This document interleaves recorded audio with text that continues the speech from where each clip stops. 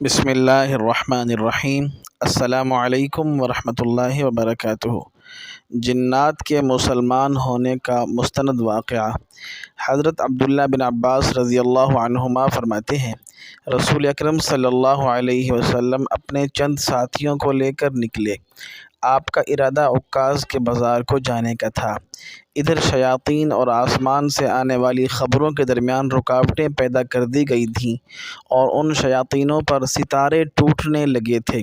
چنانچہ وہ اپنی قوم کے پاس خالی ہاتھ واپس آتے تو اسے آ کر بتاتے کہ ہمیں رکاوٹوں کا سامنا ہے اور ہم پر شہاب ثاقب کی مار پڑنے لگی ہے، تو وہ آپس میں کہتے کہ ایسا کسی بڑے واقعہ کی وجہ سے ہو رہا ہے، لہذا مشرق اور مغرب میں پھیل جاؤ اور دیکھو یہ رکاوٹیں کیوں پیدا ہو رہی ہیں۔ چنانچہ تہامہ کا رخ کرنے والے شیاطین یعنی جنات آپ صلی اللہ علیہ وسلم کی طرف آ نکلے، یعنی آ پہنچے۔ آپ صلی اللہ علیہ وسلم مقام نخلہ میں تھے اور عکاظ میں جانے کا ارادہ فرما رہے تھے۔ آپ صلی اللہ علیہ وسلم نے فجر کی نماز پڑھائی۔